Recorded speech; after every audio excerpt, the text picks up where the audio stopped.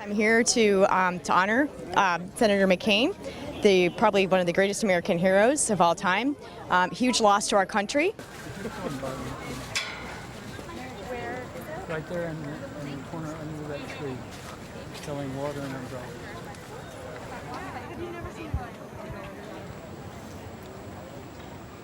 I'm here to pay my respects to a true great American hero, Senator John McCain.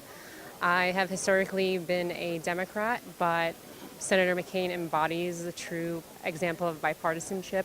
He has been a great supporter of helping some of the Syrian refugees, and, you know, in his most basic and humanistic levels, he really embodied what a true American represents.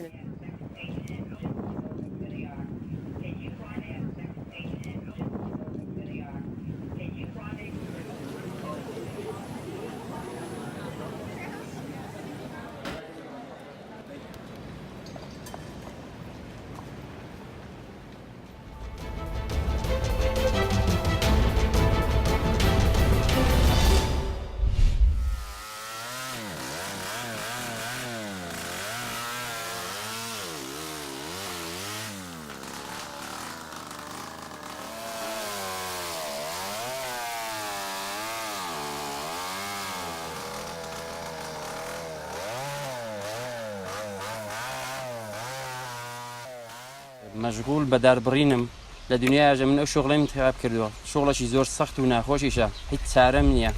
زەمینم نییە مەڕ و ماڵاتم نییە ئەو کارە سەختە ماڵگرتووە هیچ چارەشم نییە بە خودای دیسکی کەمەریشم پێگرتووە ئەلحانیش تازەوە ئەو کاسپەی دەکەم داری خراپیش نابڕم دارێکی دەبڕم کە بەکرێ کاری پێ دەکەم لە ماڵی لێنتم هەیە تەختەی لێ دەدەم ئەو جورە کاران دەکەم خولاسە نانشی لەو ڕشتەی پەیدا دەکەم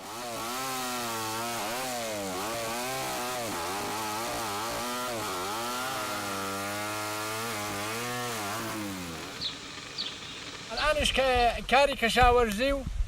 ئەولای دەکەم و ئەلعەملای کەشاوەرزێر دەکەم و دامدارشم دا ئەوە کادێنەکەم دروست کردووە لە بۆ ئیتفاقی زستانەی تێکەم ئەو دارانم بۆیە بڕیوە چونکی ئەو دارانە بۆ خۆم بەدەستی خۆن دەیچێنین بۆەوەی دوایە کە ئیسیفادەی لێ بکەین ئەوانە ئەمە دەبینە بەر دەستگای دەیکەنە لێن لەسەر لێنتی دەیکەینە تەختەی و خانووکان بە تەختەبەندی جێبەجێ دەکەین نەک ئەوەی بڵێن ئەمە وانێکی تەبیعی و ئەولا خرا دەکەین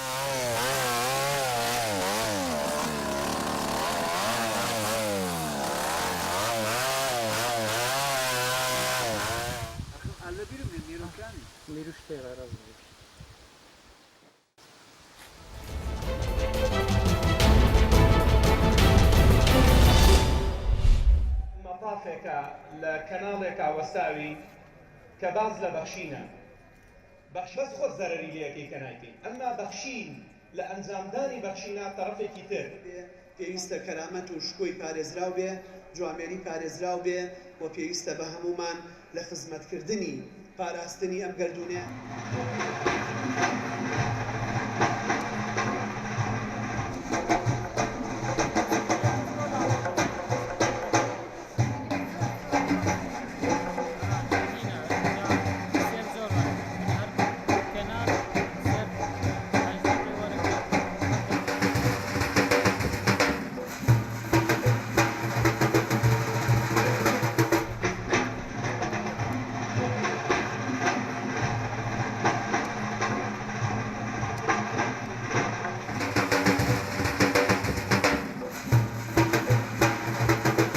من ئەمڕۆ لێرم بۆ پشگیریکردنی لە کەمپینی هەزار خەندە کە ئەوەش بریتە لە کۆمەکیکردن و هاوکاریکردن بۆ نەک تەنها خێزانێک بەڵکو هەر مناڵێکی هەژار کە پێویستی پێبێ بە هەمومان خۆمان بە خاوەنی ئەم کەمپینە بزانین.